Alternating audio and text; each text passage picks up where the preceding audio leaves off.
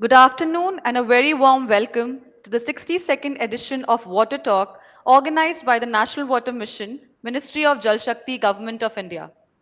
This series is an initiative of the National Water Mission to enable meaningful discussions on various initiatives taken by individuals and organizations to spread awareness about water conservation and management in India. It is also an initiative to encourage people to come forward to talk about water conservation initiatives and also in order to contribute their bit to make India a water secure nation.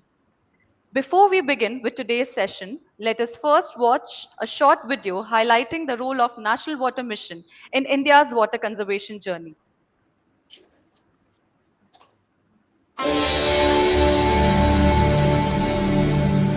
जलम जल स्थान गतिम सर्वथा एवं रक्षणीयम जंतु नाम सुख जीवनम हेतु जलस्य रक्षणम नूनम भवतु।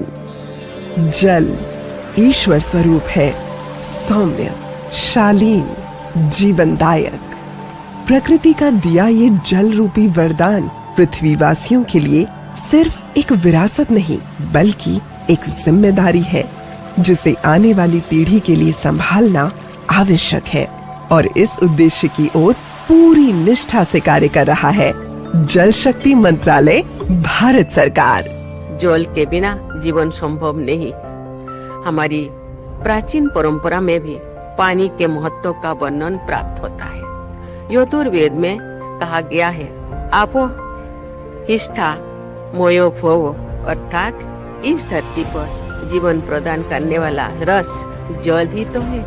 अनियोजित शहरीकरण ने तालाबों और झीलों जैसे जल संचय के परंपरागत तरीकों को लुप्त कर दिया है। हमारी आने वाली पीढ़ियों के लिए स्वस्थ और सुरक्षित जीवन के लिए करना जरूरी है। जलवायु परिवर्तन के प्रभाव का विशेष ध्यान रखते हुए national action plan on climate change के तहत नेशनल वाटर मिशन की स्थापना की गई। राष्ट्रीय जल मिशन के प्रमुख उद्देश्य हैं जल का डेटाबेस सार्वजनिक रूप से प्रस्तुत रखना और जल संसाधनों पर जलवायु परिवर्तन के प्रभाव का आकलन करना, जल संरक्षण वृद्धि और संरक्षण के लिए नागरिक और राज्य कार्रवाई को बढ़ावा देना, शोषित क्षेत्रों सहित संवेदनशील क्षेत्रों पर ध्यान देना, 20% तक जल उपयोग कुशलता में वृद्धि करना और बेसिन स्तर के एकीकृत जल संसाधन प्रबंधन को बढ़ावा देना। जल संरक्षण हेतु 2019 में जल शक्ति अभियान की शुरुआत हुई। जब किसी अभियान से जनता जुड़ी रहती है तो उसे कार्य की गंभीरता का पता चलता है, उसके सामर्थ्य का पता चलता है, उसके स्केल का पता चलता है, संसाधन कितने लगते हैं उसका पता चलता है। इससे जनता में एक सेंस ऑफ ओनरशिप आती है और जो सेंस ऑफ ओनरशिप जो है ना, वो सफलता की सबसे बड़ी पूंजी होती है। 2021-22 में जल शक्ति अभियान कैच द रेन नामक एक खास कैंपेन शुरू किया गया। जल उपलब्धता सुनिश्चित करने हेतु प्रत्येक वर्ष एक मुख्य प्रसंग का अनुपालन किया जाता है। 2023 का मुख्य प्रसंग रहा पीने के पानी के सतत स्रोत, जिसका उद्घाटन भारत की राष्ट्रपति महामहिम श्रीमती द्रौपदी मुर्मू द्वारा किया गया और 2024 में जल शक्ति से नारी शक्ति इस सिद्धांत को प्रबल किया गया। राष्ट्रीय जल मिशन का मोटो है रेस्पेक्ट वाटर फॉर लाइफ, जिसकी ओर बढ़ते हुए जल प्रयोग क्षमता बढ़ाने के लिए जल शक्ति मंत्रालय द्वारा पूर्णतः समर्पित प्रभाग भी शुरू किया गया है, bureau of water use efficiency. ये ब्यूरो कृषि, उद्योग और घरेलू क्षेत्रों में जल उपयोग दक्षता को बढ़ावा देता है, जिसके तहत विभिन्न हितधारकों से जुड़ना अनिवार्य है ताकि कार्यान्वयन हेतु मानक विकसित किए जाएं, जल लेखा परीक्षा को सुगम बनाया जाए, जल पद चिन्हों की पहचान हो, सामुदायिक जुड़ाव को सुविधाजनक बनाया जाए, अनुसंधान को प्रोत्साहित किया जाए, एवं राष्ट्रीय और अंतर्राष्ट्रीय स्तर पर वाटर यूज एफिशिएंसी में सर्वोत्तम प्रथाओं को प्रदर्शित किया जाए। राष्ट्रीय जल मिशन द्वारा एक महत्वपूर्ण पहल की गई है, राज्य विशिष्ट कार्य योजना यानी स्टेट स्पेसिफिक एक्शन प्लान, जिसका उद्देश्य है जल संरक्षण, अपव्यय को न्यूनतम करना और राज्यों के भीतर तथा उनके बीच जल के अधिक समान वितरण को सुनिश्चित करना। एकीकृत जल संसाधन विकास और प्रबंधन के माध्यम से जल सुरक्षा, स्थिरता और समता प्राप्त करना है। इसके तहत जल की उपलब्धता, उपयोग और विकास से जुड़े वर्तमान एवं पुराने आंकड़ों का गहन विश्लेषण किया जाता है एवं मौजूदा जल नीतियों, योजनाओं और सर्वोत्तम प्रथाओं की समीक्षा कर जलवायु परिवर्तन के प्रभाव को समझने और उससे निपटने के लिए रणनीतिक योजना बनाई जाती है। स्टेट स्पेसिफिक एक्शन प्लान तैयार करने के लिए राज्यों एवं केंद्र शासित प्रदेशों को राष्ट्रीय जल मिशन द्वारा वित्तीय सहायता भी प्रदान की जाती है। प्रमुख राज्यों को 50 लाख रुपए की धनराशि एवं छोटे राज्यों एवं केंद्र शासित प्रदेशों को 30 लाख रुपए की धनराशि अनुदान के रूप में उपलब्ध कराई जाती है। SSAP सूत्रीकरण के समन्वय और निगरानी के लिए राष्ट्रीय जल मिशन द्वारा 2 नोडल एजेंसीज को नियुक्त किया गया है। North eastern regional institute of water and land management, Tezpur, Assam, national institute of hydrology, Roorkee, Uttarakhand. इसके अलावा जल इतिहास नामक पोर्टल पर ट्रेडिशनल वाटर हेरिटेज स्ट्रक्चर्स की जानकारी सार्वजनिक रूप से प्रस्तुत की गई एवं जन भागीदारी को भी अत्यधिक प्रोत्साहित किया गया है। इसी कड़ी में एक विशेष पहल की गई है, जल संचय जन भागीदारी, जिसके अंतर्गत गांव का पानी गांव में और घर का पानी घर में, इस उद्देश्य की ओर तीव्रता से कार्य हो रहा है। बोरवेल संरचनाओं पर विशेष ध्यान देते हुए आने वाले मॉनसून से पूर्व 10 lakh low cost artificial recharge structures निर्मित करने का लक्ष्य निर्धारित किया गया है, जिसका उद्घाटन 6 सितंबर 2024 को सूरत, गुजरात से किया गया। माननीय प्रधानमंत्री श्री नरेंद्र मोदी जी के दूरदर्शी नेतृत्व में 2019 में जल शक्ति मंत्रालय का गठन किया गया। प्रधानमंत्री जी ने जल को राष्ट्रीय प्राथमिकता बताते हुए जल संरक्षण को जन आंदोलन में बदलने की अपील की है। उनके मार्गदर्शन में जल शक्ति अभियान, कैच द रेन और जल संचय जन भागीदारी को जन आंदोलन में परिवर्तित करते हुए पूरे देश ने देखा है। अभूतपूर्व कार्यक्रम चलाए गए। इन प्रयासों से भूजल का स्तर बढ़ रहा है, जल संरक्षण को बल मिल रहा है और स्थानीय समुदायों को सामाजिक और आर्थिक लाभ प्राप्त हुए हैं। प्रधानमंत्री जी का सपना है कि भारत एक ऐसा जल समृद्ध राष्ट्र बने जहां जलवायु परिवर्तन के प्रभावों का डटकर सामना किया जाए और जल संरक्षण हर नागरिक का स्वभाव बन जाए। आइए माननीय प्रधानमंत्री जी के इस विजन को साकार करने में योगदान दें और जल संरक्षण को अपनी जिम्मेदारी बनाएं। मंत्रालय के इतिहास में पहली बार राष्ट्रीय जल मिशन द्वारा भोपाल में प्रथम अखिल भारतीय राज्य मंत्रियों का सम्मेलन आयोजित किया गया और स्वयं माननीय प्रधानमंत्री महोदय ने इस द्विदिवसीय सम्मेलन को संबोधित कर इसका उद्घाटन किया। Water security is critical for India to achieve our vision of Viksit Bharat. Water scarcity affects agriculture, industry and our daily lives, with the greatest impact on the poor and the vulnerable, women and children. Addressing this crisis requires a multi-pronged approach. Government, businesses and individuals all have to play their part. This is a collective responsibility. We need to be mindful of our water consumption, adopt water-saving practices like rainwater harvesting, and contribute to a sustainable water future. जल शक्ति अभियान के अंतर्गत लाखों की तादाद में rain water harvesting structures बनाए गए, अनेक जल निकायों का पुनर्विकास किया गया, विभिन्न जिलों में जल शक्ति केंद्र स्थापित किए गए, हजारों ट्रेनी प्रोग्राम्स और किसान मेले लगाए गए। वाटर बॉडीज की जियो टैगिंग और जीआईएस मैपिंग की गई और जिला स्तर पर साइंटिफिक डिस्ट्रिक्ट वाटर प्लान भी अपनाए गए।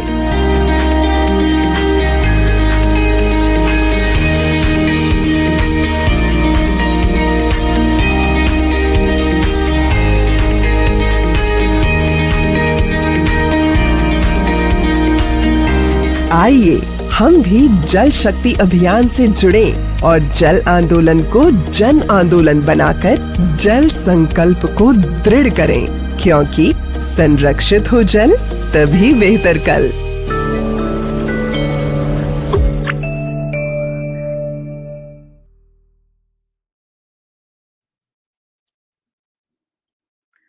The video clearly highlights how community participation is the most significant factor if we need to make India a water secure nation. And everybody, including individuals, businesses, and organizations, need to come forward for it. It is now my privilege to welcome our special guest, Ms. Archana Verma, Mission Director of National Water Mission, Ministry of Jal Shakti. Thank you, ma'am, for being here with us for the session. It is also my pleasure to welcome Ms. Sujata Roy Abhijat, Associate Professor at the Department of Philosophy, University of Delhi. I would like to tell our audience that Dr. Abhijat brings with her deep expertise in the environmental ethics, feminist theory, and philosophy, and is also the principal investigator of an ICPR project. She has recently authored the book Environment and Religion, which adds to her remarkable contributions in the field. Thank you, ma'am, for being here with us for the 60-second water talk today. We are also joined by some of the university students today, and we will be hearing from ma'am, and then we have a quick Q&A session at the end. I request the audiences present to please type in your questions in the chat box, and after the session, we will bring you on the screen one by one to ask your questions. In today's session, Sujata ma'am will take us through the Indian philosophical traditions from the hymns of Vedas to the teachings of Buddhism and Jainism to explore how water has been understood not only as a divine force but also as a life sustaining element. As we heard in the video also, the Honorable President highlighted that Yajurved also talks about water as a divine and life promoting substance and a very vital source for the universe's function. Ma'am will help us rediscover how age old practices like celebrating rain, protecting rivers, harvesting rain, and living in balance with nature can guide us even today as we face modern water challenges. Very interesting topic and a very unique dimension. And before we begin with this enlightening session, I request Archana ma'am to share her thoughts on the importance of interdisciplinary dialogues in water governance and especially the importance of ethics and values when we talk about water. Over to you, ma'am. Thank you, Ananya, and a very warm welcome to my dear friend, Dr. Sujata Roy Abhijat, who I know since long. And it is a matter of chance that, I came, we were conversing one day, and I realized that she is such a doyen in the field of ethics, and never before this session is especially very special because never before have we talked on water ethics. It's just the technical aspects of water or water, as a service uh, that we have discussed, but never as water and the ethical dimensions of water. There's a very famous British poet, W.H. Auden, and he has said this famous quote that thousands have lived without love, not one without water. Water is the essence of life. And as Sujata will elaborate, what I can say is that no other civilization has understood that water is essence of life as much as our Indian civilization has. There was one talk in which Chandrabhushan, who is right now Chief Secretary Andaman, and he was Mission Director Jal Jeevan. And he has also written a lot about the historical context of water. And he said that in the Vedas, it was always water which was referred to in the plural, never as a singular. Water was apas. And we have this whole god of water, Varun, who is so deified. All our rivers, be it Ganga, Yamuna, Kaveri, many of them are revered to as goddesses in our tradition. So today, when we stand at the threshold of, facing water scarcity in India, just for some statistics, we have only 1126 BCM of fresh water which is available. And if we are growing at the rate at which we are, by 2050, it is said that we will require 1180 billion cubic meter of water, while our freshwater reserve sources are only 1126 billion cubic meter. So where will we get this 56 billion cubic meter from if we keep on wasting water, if we keep on disrespecting water? And that is why the National Water Mission, one of its basic agenda is to bring back the respect for water. And with respect, ethics is a very core component in respect of water. If you respect water, you will not throw plastics in the river. You will not throw plastics in the drain. You will not throw plastics on the road because all your plastics get into the river and chokes the flow of the river, pollutes the river. And ultimately, we are 70% water, so we consume that plastic. So such is our Indian tradition that we have so much to learn from the reverence of water which our Indian tradition had. You know, in the age old, not only Indian tradition, in say the Babylonian civilization and in other traditions, and in all the civilizations, if we see, be it the Nile or the Ganga or any other river, it was the course of the river around which the civilization centered. River's course was never changed to suit human beings. But now we are encroaching in her fields. We are not respecting the floodplain zones.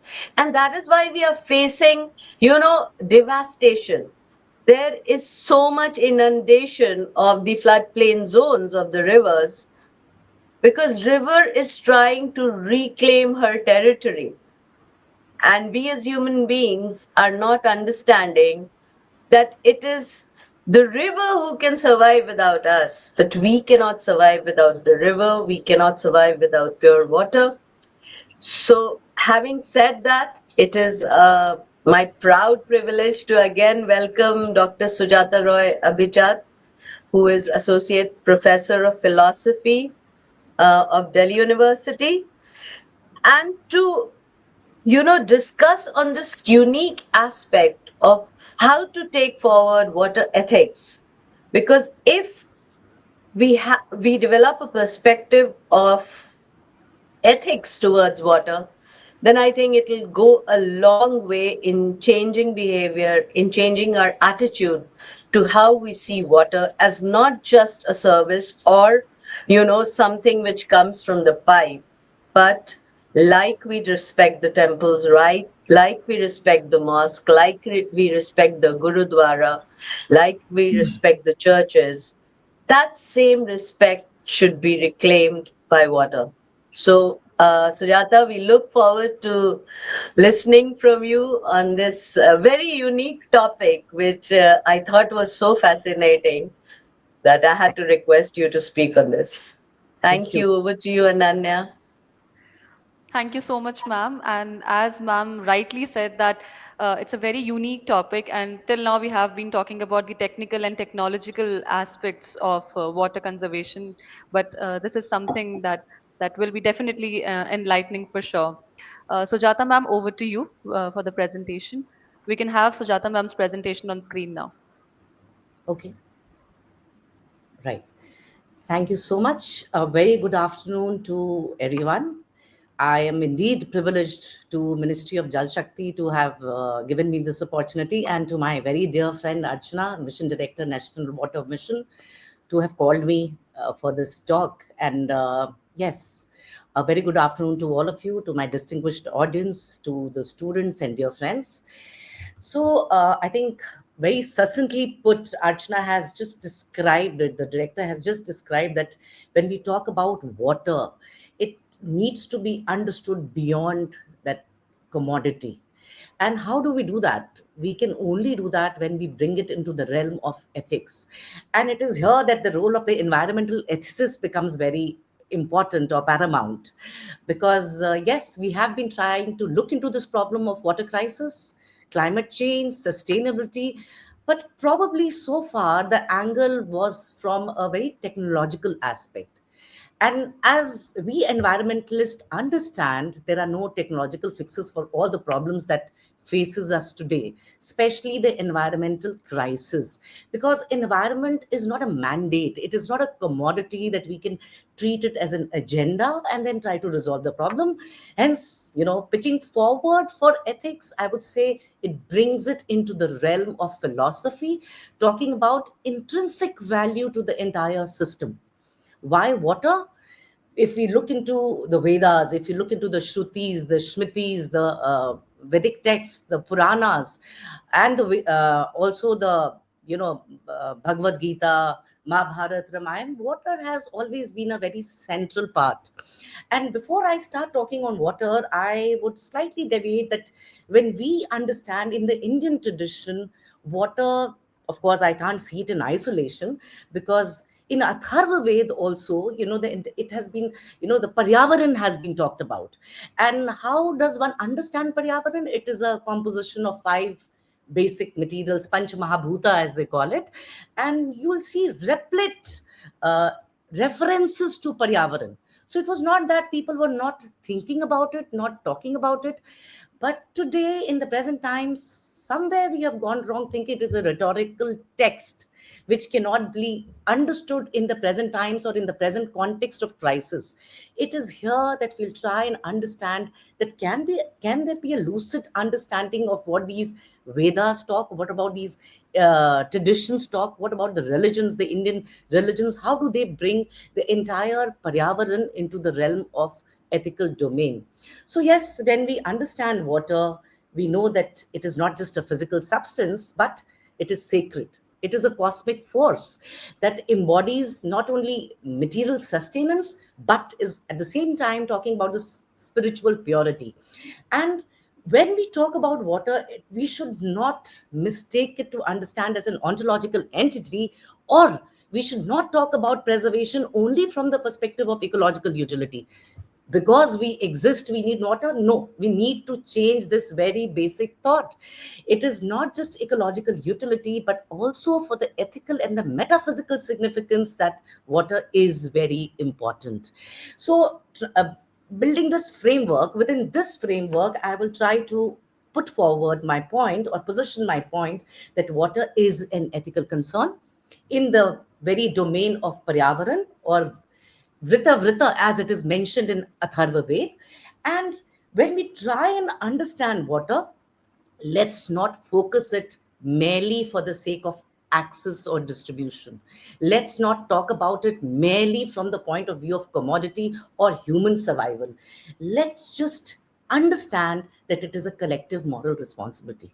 And who could do it best? Of course, humans, with all the rationality that we are bestowed with. It is the humans who will take it forward. Can I have my slides now? Yeah. So before I go into the realm of the Indian philosophical traditions, what I'll be focusing on in this paper today, I'll briefly take you towards the Vedic traditions, mention the references that has been drawn about from some religious texts. Before I do this, we of course will talk about the Indian and the Western perspective.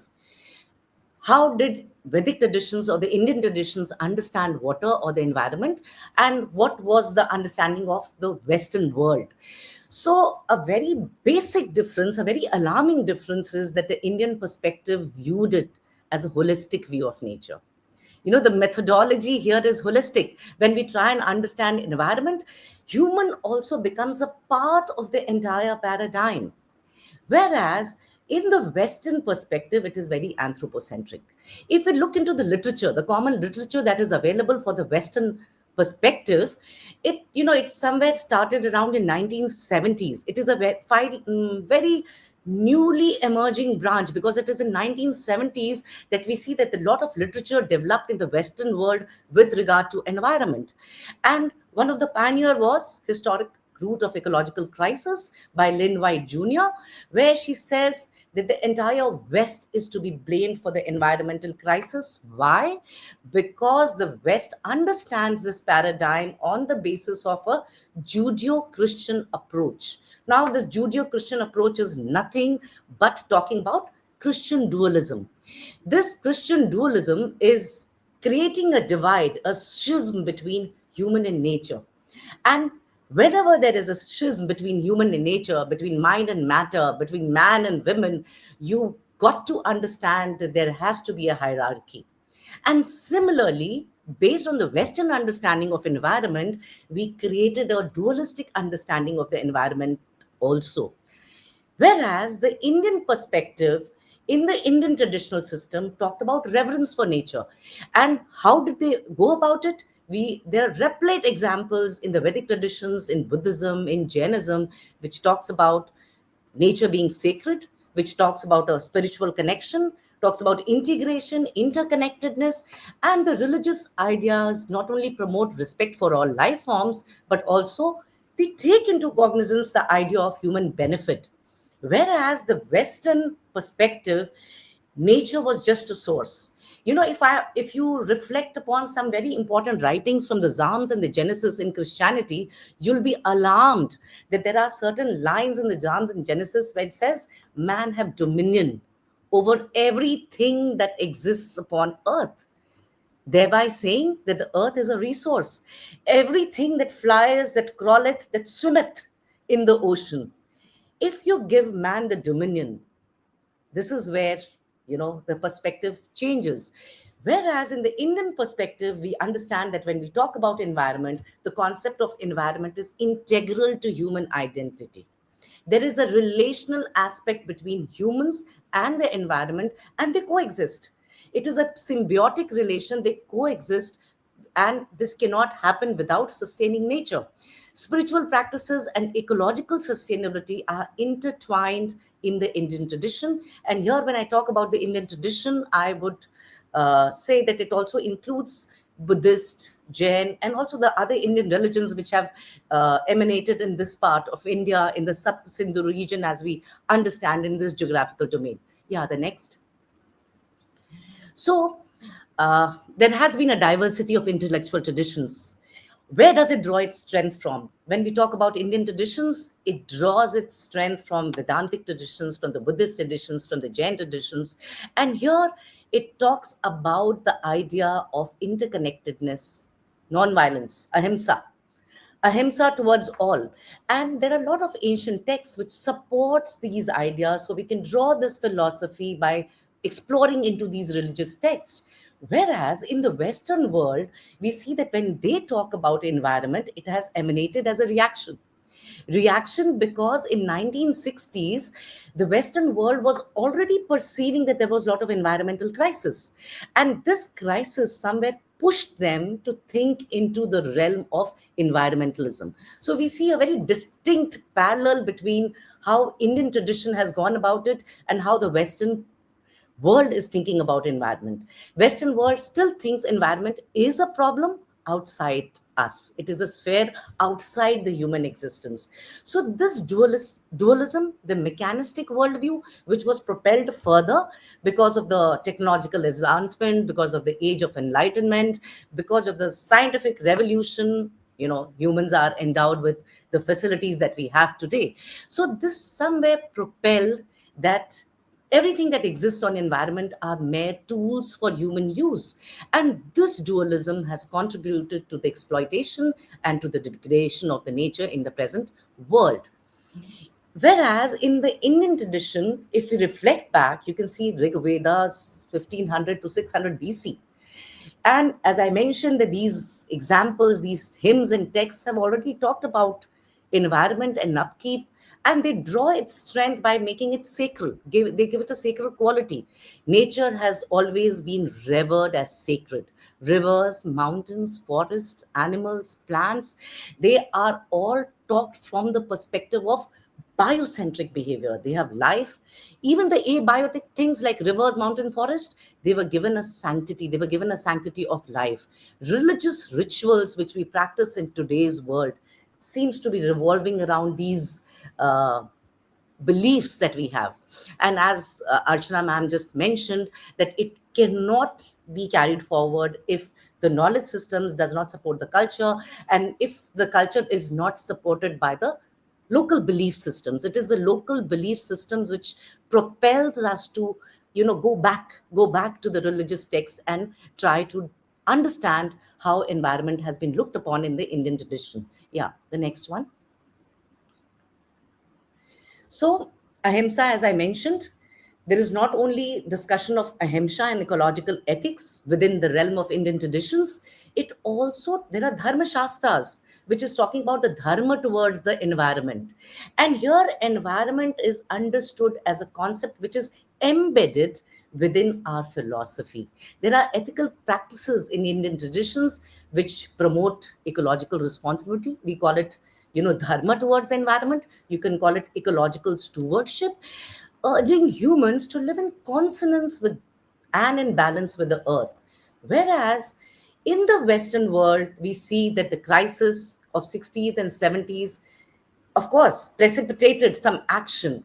There were people being drawn to this problem, and they themselves were trying to understand and address this problem by drawing some strength from the Eastern philosophies. You see, Arne Nayas, when he talks about deep ecology, he has taken major inspirations from Vedic traditions, from the work of Buddhist philosophy, from Gandhi's philosophy.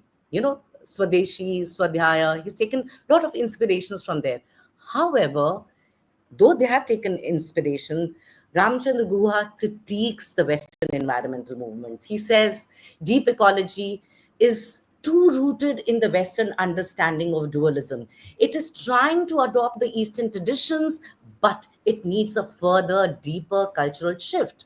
Whereas for an Indian tradition, we have always grown up with this idea of environmental embeddedness. There is an integration of spiritual as well as the ecological practices, daily rituals, spiritual beliefs, lifestyle choices, all promote environmental sustainability. In today's realm, we talk about 3 R's: reduce, reuse, recycle. But if you look back into the Indian traditions, it was always there. It is the same logic, the same traditions, which is being given a modern understanding or a modern jargon. Yes, the next. So, looking at this, now we try to understand that water is sacred. It is a cosmic force that embodies not only material sustenance, but it is also talking about the spiritual purity. Here, we are talking about water not from the perspective of utility, from the perspective of just preservation, but from the perspective of ethical and metaphysical significance. And when we start talking about water, we need to reflect upon our Vedic text which dates back to 1500 to 600 BC, which teaches us about the non-dualistic nature of reality. It instills in us reverence for water, which is the foundation of all life forms. There can be no life forms without water. Vedas and Puranas have attached immense value to water, not just because it is sacred, not just because it is, sustaining life, but because it considers water as it is a cosmocentric approach where it is within the realm of the cosmos. Yeah, the next. Before we go on to talking about water, I will just try and explain how we understand creation of water. In Rig Ved, you see that the Hiranyagarbha, the idea of Hiranyagarbha, golden egg, it says is the source of the creation of the universe. The 129th hymn of the 10th mandala says, I quote, when there was nothing but bottomless, uninterrupted, timeless water, which in fact was egg shapes from which everything emanated. And you'll be surprised to know that this is compatible with the modern understanding of origin of the universe also, which says that there were single-celled bacteria and stromatolite colonies which flourished in the primitive oceans, giving rise to different forms of life. So this water is also being mentioned in Satapat Brahman, which belongs to Shukla Yajurved, and which identifies that water is the first creation. Few of the rishis understand that water produced fire, and from fire came up the other Mahabhutas. Sapta Sindhu, the concept of the sacred rivers, in fact goes on ahead and gives it a maternal status and are central to the Indian ethic of water reverence, because it is it is talking about, in Atharva Ved, in Prithvi Sukta, there are hymns, there are lines which says Mata Bhumi Putro Aham Prithviya, which means earth is my mother and I am her son. Goes on to say that whatever earth is what sustains us. It comes from the word Vasundhara, Vasudha, which sustains us, and water becomes a very equal and very strong component within the earth. So we have a lot of hymns which is talking about not only allegiance, not only filial responsibilities or familiar responsibilities of treating earth as a mother, but there are also hymns talking about upper, as director pointed out very clearly, it is called uppers and upper. And water here is treated as water purifying, and it has life sustaining powers. We understand, when we understand it physically and in scientifically, that yes, it has life sustaining powers, but it was all there in Vedas. Reflect back 1500 to 600 BCs, it was already being talked about. So Vedas emphasize not only about utility, but it talks about conservation. It also talks about the role of the human life. And Indian culture is replete with such examples. It talks about water being very central to life itself and places water usefulness and conservation of water as very central. There are a lot of texts which talk about it. Yeah, the next slide. Yeah, when we try and understand water, we need to understand that it has a dual nature. Dual nature because, it is not only present on the earth as terrestrial, but it is also celestial. Water stands as both testimony to terrestrial and celestial phenomena. It is a visible bridge between the earth and the heavens, embodying cycles of renewal, sustenance, and transcendence. When I say this, there is a line in Rigvedic hymn which says, may the waters that are in the sky and those that flow on the earth, those whose channels have been dug deep, and those that seek the ocean, all pre and purifying, may those divine waters protect me here on earth. This is Rigved 7.49.2, if I quote the citations. So we understand that it is present in the terrestrial form, it is also present in the celestial form. And we see in the terrestrial form, as you understand, it nourishes, it is in the form of a lake, ocean, river, different water bodies, and it journeys across the soil in the story of grounding. The water, there is a very important story of grounding here that we need to understand. There is a story of grounding, stability, and direct engagement with the physical realm, which we are all doing in the present context. However, in the celestial context, it is beyond the confines of the earth. How do we understand water in the celestial context? It is in the form of a rain, in the cosmic vapors, in the form of a cloud, and it finally descends upon from the sky to again nurture the earth, the bhumi, which we called it sacred and mother. So water here seems to be drawing a parallel between water and human existence. rooted in the earth, yet ever aspiring towards the infinite. Humans here are doing the same. It reminds humans that we are also in this rhythm of life. When we enjoy the terrestrial, we are also trying to seek the celestial gift. We are trying to understand and seek the non-duality. So here we understand how water mirrors not only its own journey, but also talks about the human existence, which is sort of mirroring the water journey. Yeah, the next.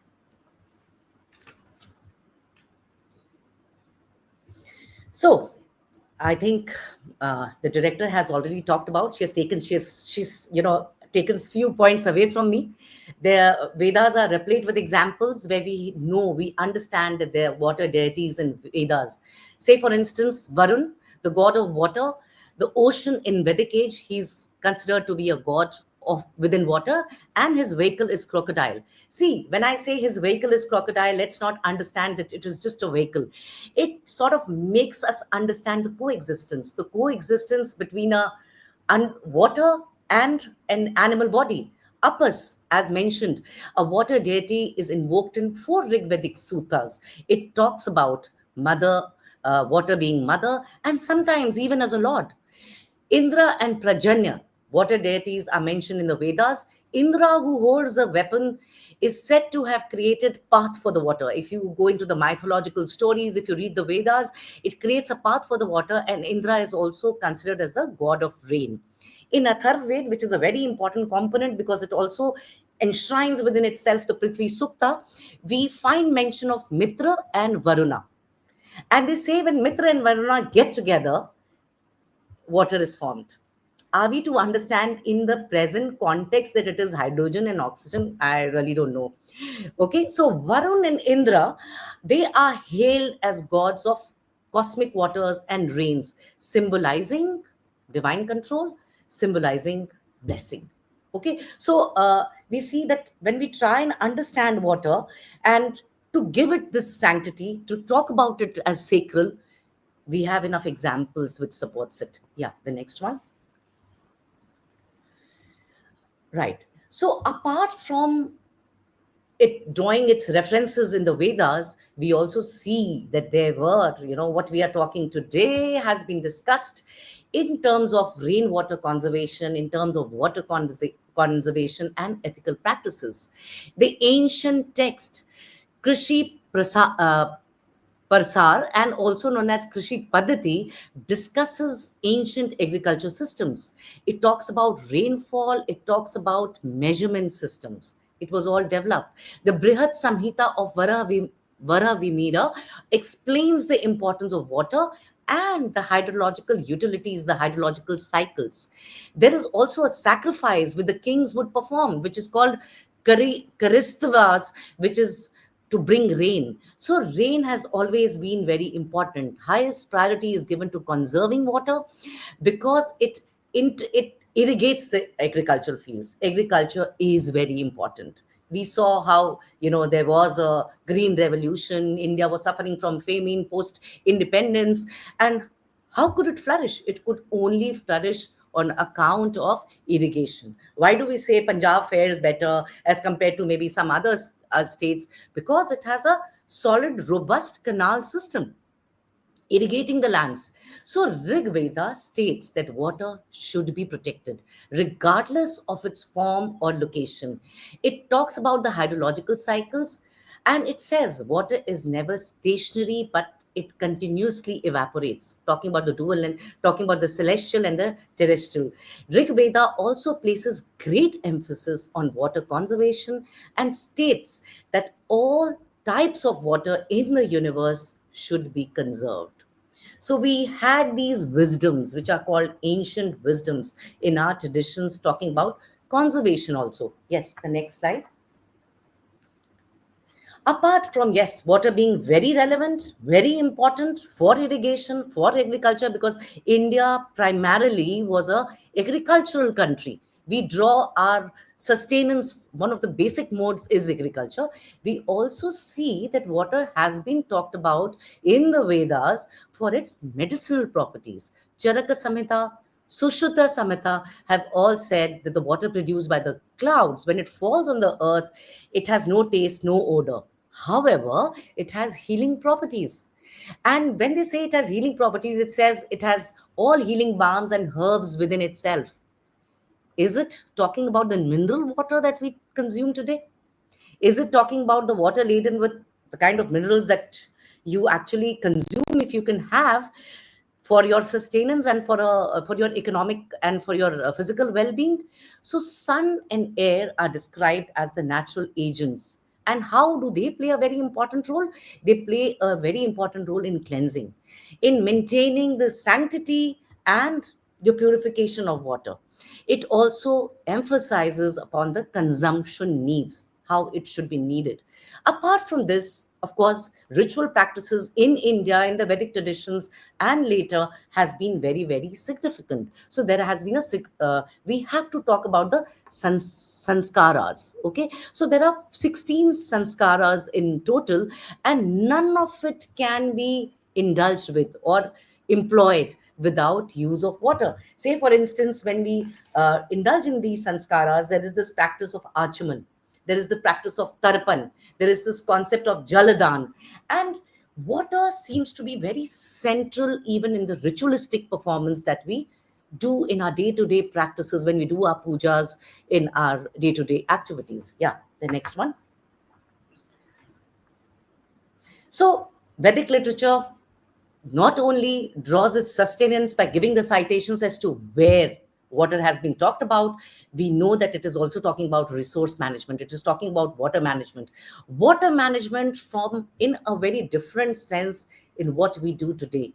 This water management is not on the idea of resource. It is not an external mandate, but here water management is done on the idea of spiritual realm within the framework of social and ecological responsibility. So, by understanding these ancient teachings, we can address the problems probably better. When we try and address from the ethical lens, probably we embrace the philosophy of water ethics, and it also ensures not only the present generation but the future generation, which is the major mandate of sustainability. Yeah, the next. Before we go on further, I'll just, I mean, it is just for the reads that there are different hymns, scriptures which has talked about water. Of course, Nasadya Sukta being very, very important. Apart from Nasadya Sukta, there is Rig Ved Upper Sukta, there is Brihadangya Upanishad, and so many. I could only, enumerate a few of them. So these are just examples which are given in front of you. Yeah. So now briefly, I'll just touch upon, because we are talking about the Indian philosophical traditions, it would be incomplete due to paucity of time. It's not that the other Indian religions are not important, but I'm only looking into Buddhist and the Jain traditions, which came as an offshoot of this Vedic traditions. Yeah, you can tell me when the time is getting constrained. I'll try and put an end to it. Yeah, the next one. Yeah. So to understand this, because this entire dialogue, drawing from Vedas, drawing from other traditional texts, drawing from other traditional religions, we try to say that water draws its strength by being a virtue ethical concern. Water is a moral entity. And here again, I will try to emphasize that in the Western world, it was treated as instrumental for our use. Here we are saying that water in itself is a moral entity, and the traditional Indian thought have not treated water as mere resource, as a physical resource, but a sacred moral entity. Goal is that we move towards ecological stewardship grounded in virtues like care, restraint, and long-term thinking. When I talk about this, I will again take you, there are replete examples. There's a lot of contemporary work which is done by Anupam Mishra, who again talks about Rajasthan's indigenous systems of johads, baulis, and talabs, sarovars, pokhars, and they say they are talking about reinventing it, or they are talking about virtue of care and restraint, not because it is just for their survival, but not because it is legally enforced, but because it is internalized concept and the sanctity of water that is prima facie important to these societies. Another very important example, I'll take you to Assam. I think Archana will relate to it. We understand that all the water bodies in Assam is inundated with water hyacinth. It is very invasive species and it sort of chokes the water. What do we do? So, the traditional knowledge, the traditional wisdom, there were people who started producing exhibits. They started making small artifacts out of these very water hyacinth, taking care not only of the environmental responsibility, the environmental stewardship that I'm talking about, the dharmic responsibility, but at the same hand, trying to give ecocentric values to the entire environment, unlike the anthropocentric beliefs. Similarly, uh, when we now try and understand, we need to understand that a community based philosophy should be very, very important when we try and address this problem of water. And when we talk about a community based philosophy, the first thing that human needs to understand as a virtue is humility. Humility not only with regard to each human being but also before nature. We have just seen replete examples of cloud burst. Human, with all its supremacy, with all its technological advancement, really did not have an answer to the kind of the nature fury that we all experienced in past few months. And when we talk about this, we understand that modern science, modern engineering systems do not have a clear cut answers. Why? Because they try to dominate water. Whereas traditional systems coexisted. They talked about ecological embeddedness. We need to understand that we don't need a top down scheme, but we need a bottom up. We need a bottom up schemes which are driven within the realm or which are driven by ethical force. You'll see that there has been an echo of these theories in Gandhi's idea of trusteeship, when he says, Sarvodaya, when he talked about Abhyudaya, when he talked about trusteeship of every person. We talked about community participation.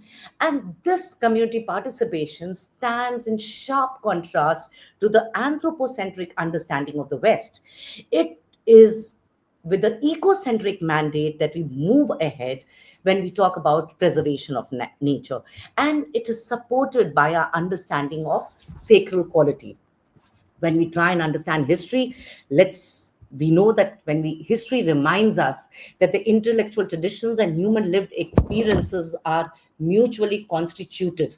It is history which makes us understand what is environment. And when we understand environment, it is this which reshapes our view. This has been also mentioned by the mission director herself in the brief note that she says. It reshapes our view, it reshapes our practices, our knowledge towards the environment. And this knowledge should emanate from the ethical domain, where we should understand that we are not separate from the environment. There should be an idea of interrelatedness, integration, cohesiveness, which is central to the formation of virtue ethics in the human paradigm. In this framework, we should understand that water is not a resource, it is not an infrastructure, it is not a scarcity only that we are trying to understand. It should be addressed from the moral and the spiritual frame. It should be an imperative, which is a moral and a spiritual imperative, where, yes, we want to build a society. We want to build a society where everybody participates. It's a cohesive partnership of every living human being, which talks about virtues like simplicity, cooperation, mindfulness. And Indian philosophical traditions have helped us understand water as both sacred, life sustaining, creating an ethical framework which is rooted in the understanding of the different R's. It is reverence, it is responsibility, it is reciprocity.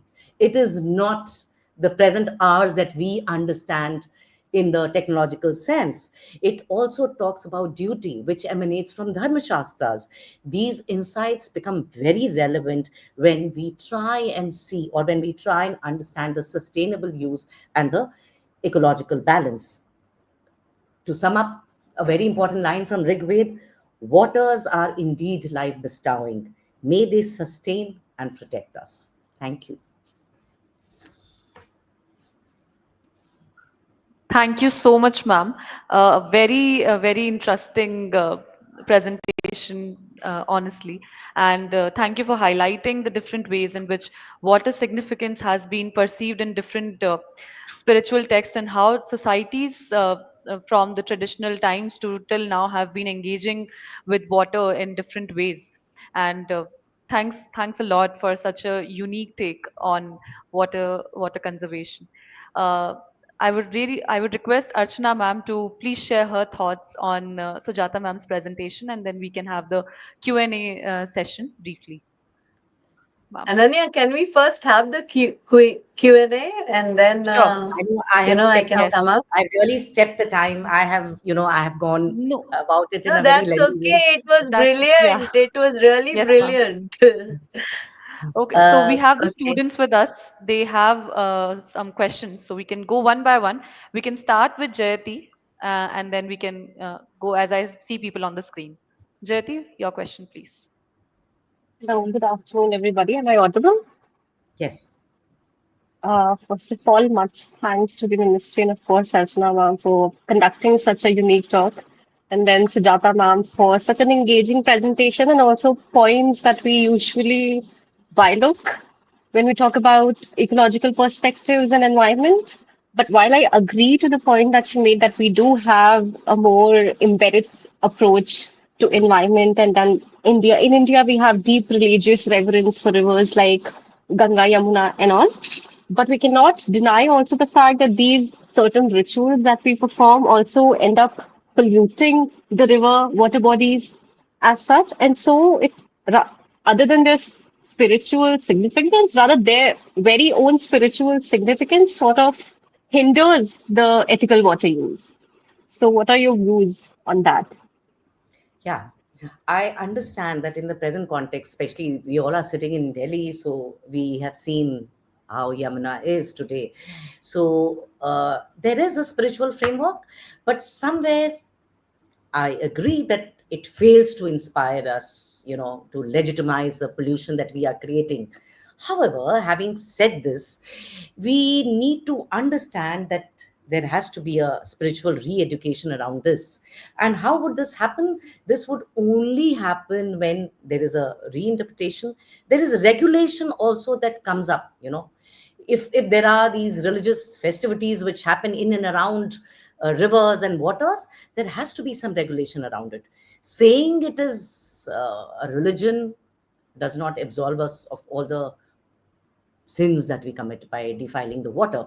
So yes, the it is sanctified in the religious text, but religious text, if we look, Dharma Shastra, Matsya Puran, I think I forgot to mention, Matsya Puran has in fact teachings and special preachings which says that you cannot contaminate water, you cannot pollute water, and there were special punishments given to people who were doing that. Artha Shastra talked about it. So what do we need to do in the present times? There has to be an ethical ritual guideline, somebody who can weave the two together, something which was already there in the Vedic text. We need to understand in the present context. When all this was being written in the Vedas and other Indian traditions, they of course could not envisage this kind of a problem.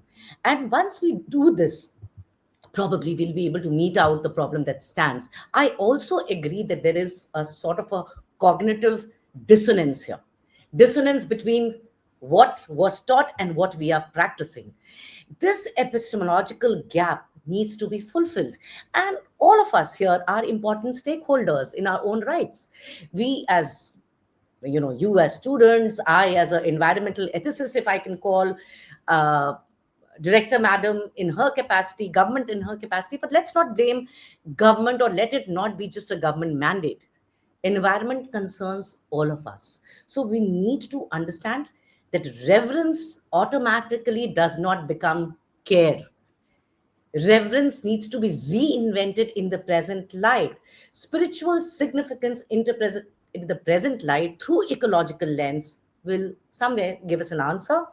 There has to be a balance drawn between respect and between the practices that we are doing. There has to be a balance between respect and restraint.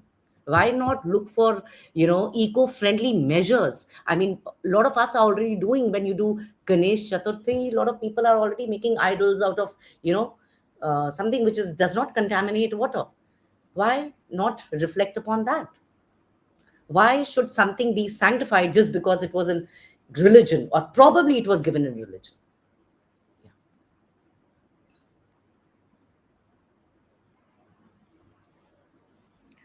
Gaurav, you can ask your question now. Am I audible, ma'am? Yeah. Okay. First of all, I would like to, thanks, ma'am, for the lovely talk. Now, my question is that it is generally well accepted today, that we are very heavily dependent on technology. And, Mhm. technology is sort of that one field which influences areas like agriculture and water management and whatnot. Mhm. So, what is like the pragmatic way out of this? Like, do you think it's possible for us to go back to our traditional roots all the way? Or like, how should we address this? Should it be a fusion between, something traditional and something modern? How should we approach this whole thing? I think, Gaurav, you already given me the answer, so that really helps me. That yes, there has to be a fusion. It has to be in the hybrid mode. I have eulogized. I have already talked about, the traditional systems being sustainable and being all good, but we also need to understand that it should be community driven. It should be. It should take into considerations the problems that we face today. Say it could be low on energy. It could be it could be supported by sustainable practices. We need to understand that when we talk about technology, but if it is left free without ethics, it is an unbridled horse. So technology supported with ethics, I would not suggest that let's go back to the primitive times, but taking help of technology with proper framework within the domain of ethics, I think would give us an answer. Yes, a hybrid mode which talks about community ethics, a hybrid mode which takes into account the traditional knowledge systems, the indigenous practices that was always prevalent. It should be complemented with the scientific models. And we need to understand that within the ethical compass, there has to be a ecological grounding. It cannot talk in isolation. There has to be an amalgamation of the two. Yeah. Thank you, ma'am. Archana, ma'am, would you like to add something to this question? I think she's Yeah, mute. yeah, ma'am, you are muted.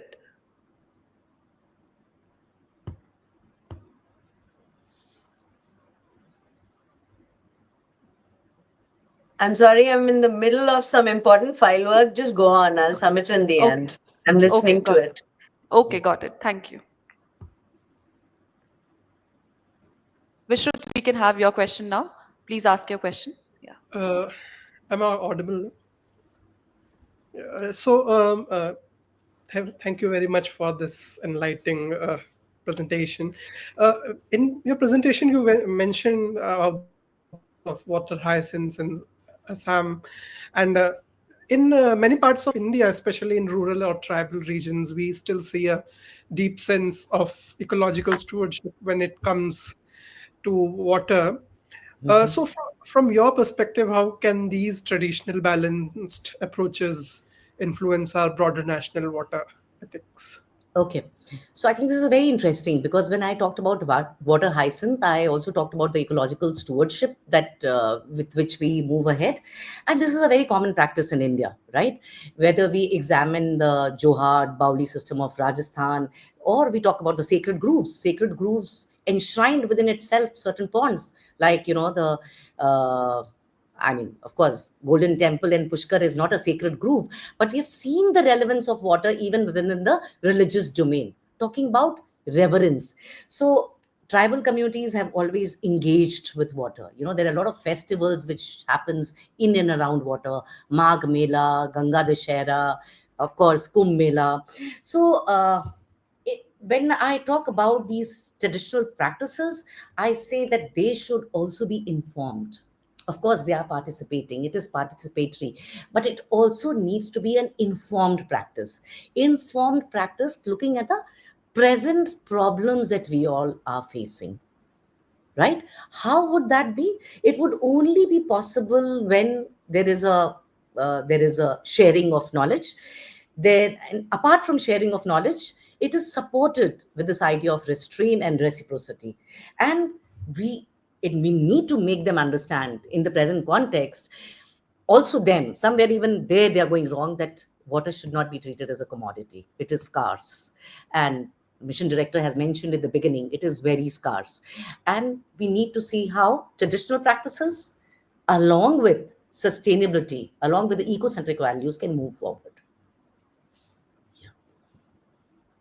Thank you, ma'am. Saurav, just unmute and ask your question. Yeah, am I Yeah. audible? Yes, you are. Thank you, ma'am, for your insightful presentation. Yeah, so my question, actually, you already mentioned it in your speech. You made this distinction between Western and Indian perspective on like environment and nature.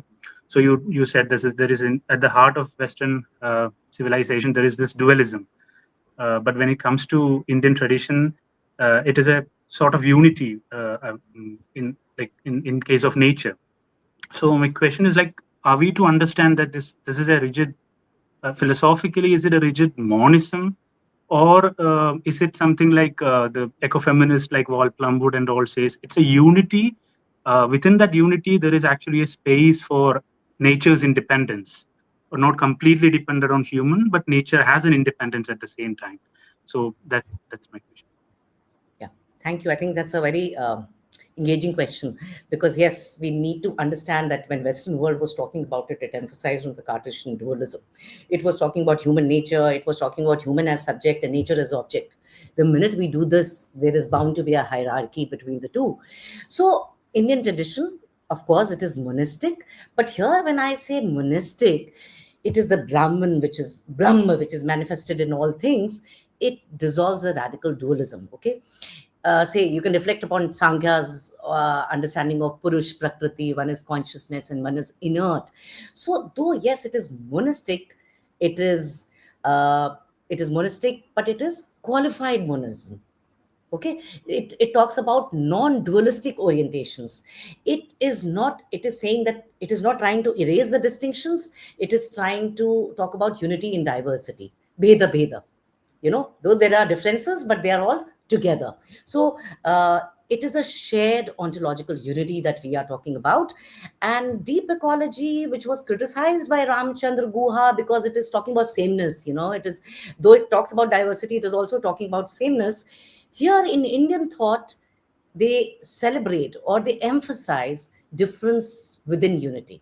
It does not do away with individuals' independence and agency, which was a concern of ecofeminists, Val Plumwood and Karen Warren. So it does not do away with that kind of an individual agency. Yeah.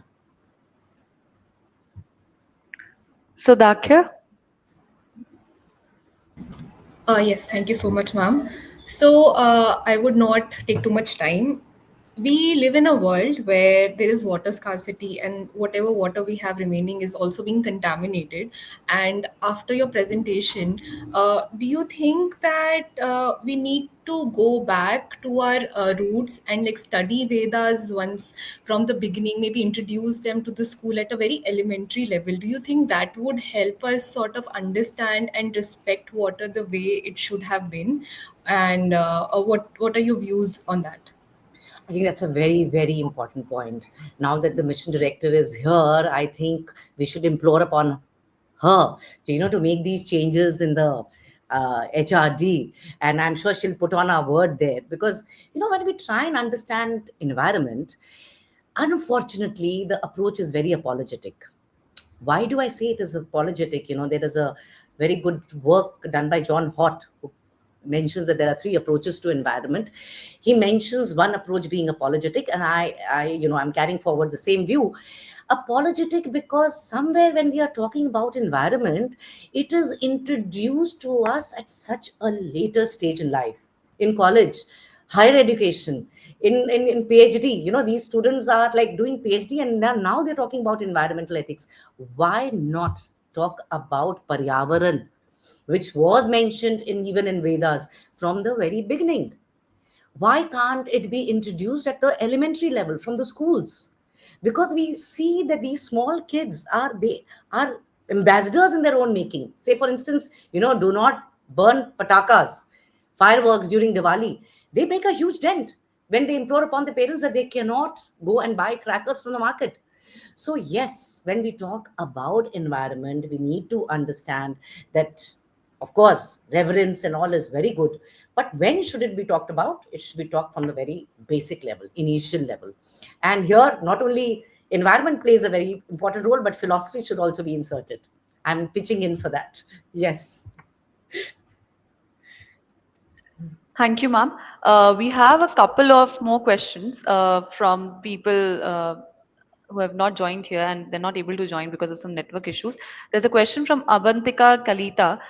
She's asking if water is considered a sacred element in Indian philosophy, does its exploitation and pollution amount to a moral failure rather than just an ecological crisis? So yes, when I this question is important because both we need to understand that it is not just ecological crisis. It has to be addressed within the realm of moral and spiritual imperative also. That when we try and address this, it should be talked about within the moral domain. And I said when I was talking about the virtue ethics, that who is to cultivate these virtues? It's human. And the first thing that the human should learn is humility and cooperation. And within this domain, if you try and understand or address these issues, I think we have an answer to it. Yeah, it is a virtue ethics within humans, which is in isolation. Every individual self can practice it. We definitely don't need to a government to teach us. These virtue ethics are personal to us, right? Say, ma'am was talking about plastic choking the river front. Why can't we all stop using it? Why can't we carry the same old jhola, which our ancestors used to call it? We used to carry it when they were going to the traditional heart system. It is now not fashionable. We go and buy polythene, which are non-degradable. So yes, we have the answer is within us, and these imperatives comes within the domain of moral and spiritual imperatives. Yeah. Thank you, ma'am. In the interest of time, we will not take any more questions. Archana, ma'am, over to you. Your thoughts on ma'am's presentation and today's discussions. Thank you, Ananya.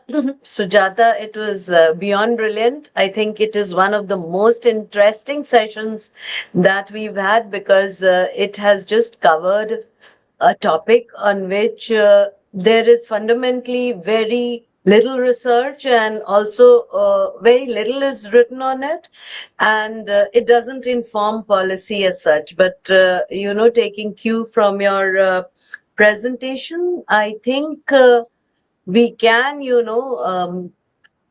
imbibe a lot of what you presented as part of policy. Having said that, I would say that I don't have the liberty and latitude of being a professor. And, being in that profession, it comes with a certain kind of liberty. As a practitioner, as a policy maker, we are hemmed in and constrained by very many, factors. We have to look at water not just from the perspective of its celestial, its ethereal, its cosmic quality, but we also have to also look it as as a facilitator of economic growth and development. So often for policy practitioners and for all of us, we are sometimes faced with dilemma of uh, growth versus ecology. Yes. And I think what we do as policymakers is we always trade off. So, I don't have the privilege of saying, stop all adverse use of water, like stop building dams, or stop having irrigation pipes, or stop bringing water to the taps and go to the wells, because we also have development to consider. So, we cannot have an activist kind of approach.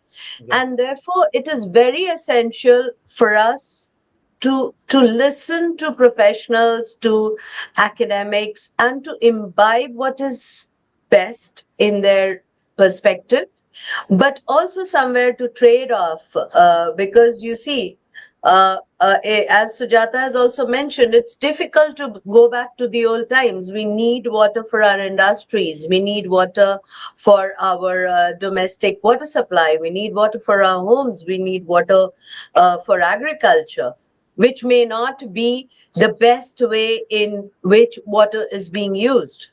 But still, this trade off, we have to do that. And I fully acknowledge that this is the kind of attitude we have towards anything.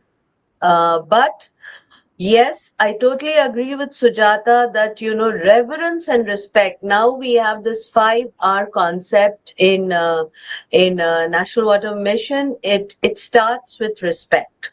Honorable PM gave us this 4 mantras: reuse, reduce, recharge, and recycle, which Sujata has already talked about. But we've got in NWM, we have included respect as the fifth mantra for water.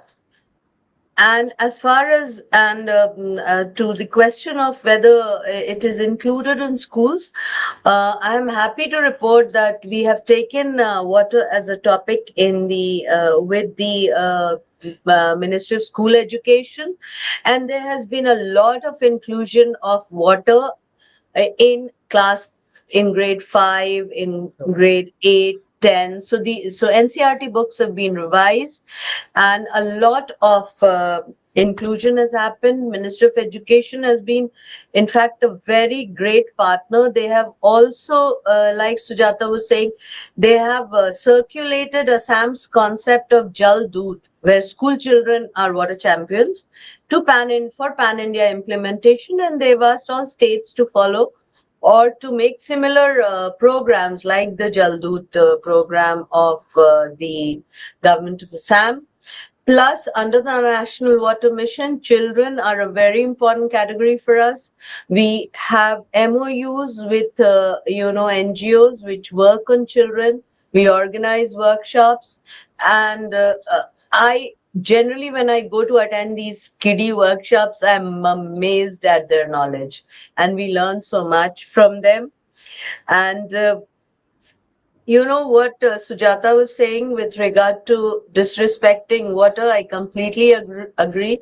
The example you gave of Punjab was, to me, counterintuitive, Sujata, because to me, Punjab is a glaring example of how overuse of groundwater, over extraction of groundwater has led to a lot of water issues. Punjab, जिसको in movies and Bollywood we used to see Leh Raha Tha Khet and all, has the maximum number of dark zones today. And it has so many districts which are facing water scarcity, water salinity, because we although I would also say, as Sujata has mentioned, that it gave us the green revolution. Food security is equally important. As I said, it's a trade-off between, competing sectors. So it gave us the food security, it gave us the green revolution, but now it is facing the challenges of over-extraction of groundwater.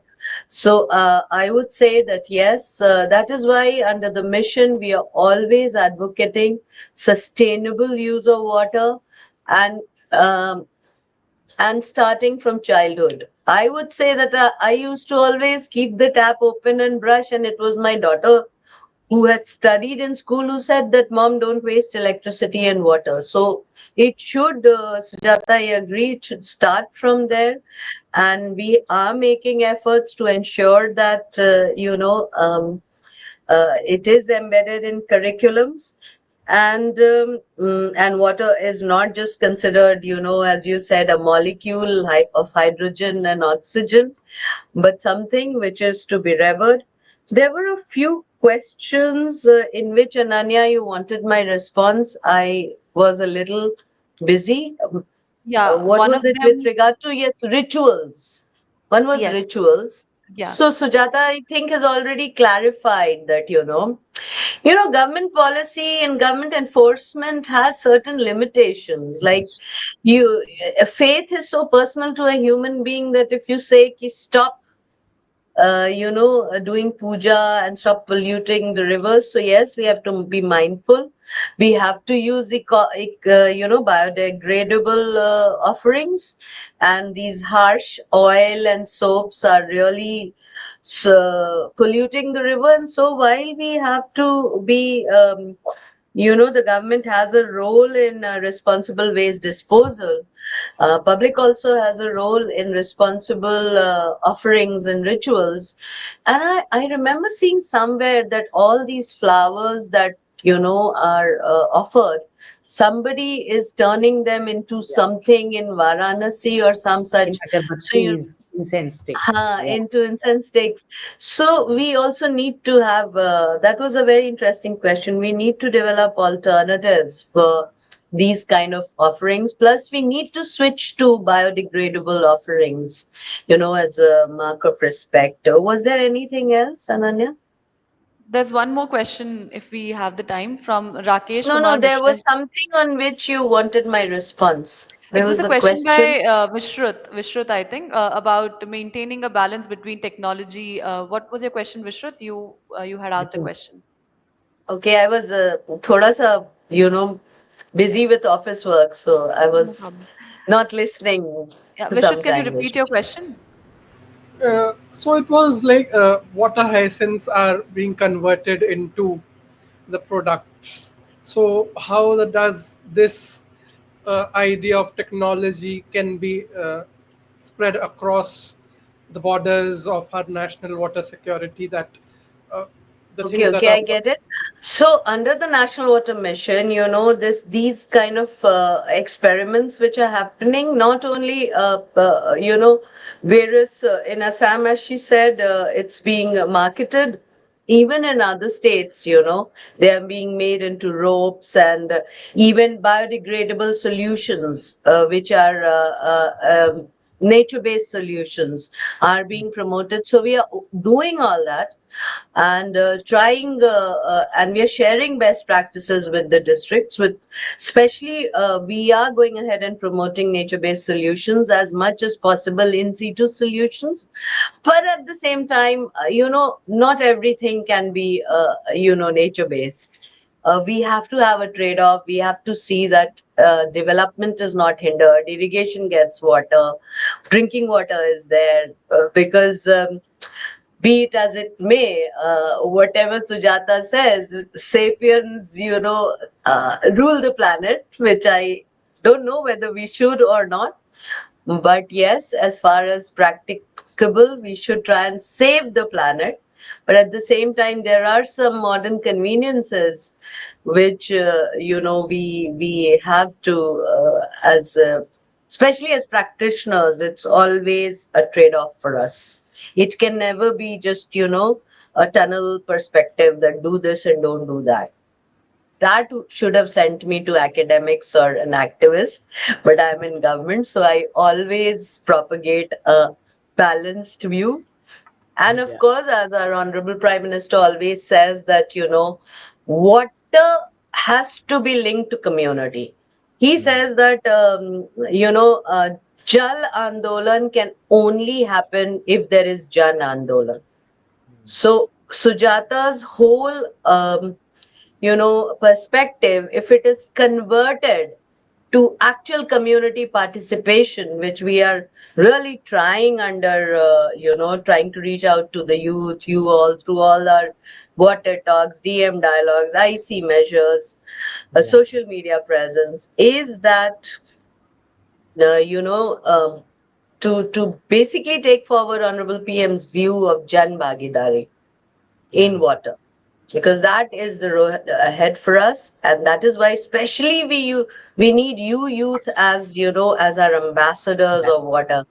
Without you, without the children, there is a limit to how much the government can do. And that is why Honorable Prime Minister always says that in water or in all the social sector programs, it has to be a whole of government, whole of society approach for us to, uh, go forward,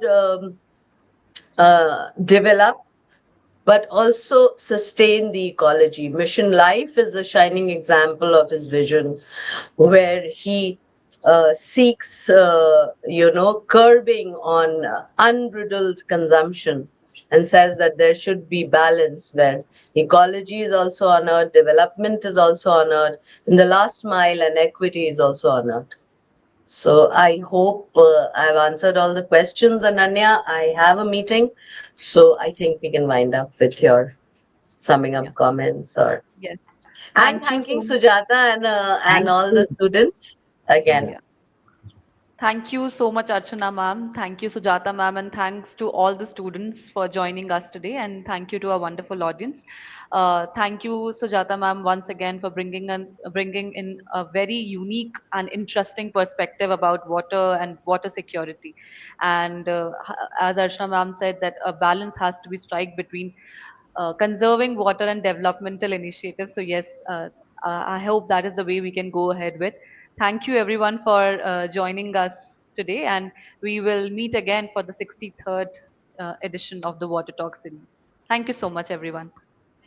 Thank you so much for this opportunity, Archana, and to you, Ananya, and to, of course, National Water Mission, and of course to my students who have got an exposure to how the government works, because there's always a gap between, the theory and the practice. As Archana was, we are in the academic realm talking ideal, but yeah, now they understand the nuances as to how much and what can be actually achieved. Yes, thank you Definitely. so much for Yes. giving us this opportunity. Yeah, Thank you, ma'am. Thank you so thank much. you. Yeah. Thank you.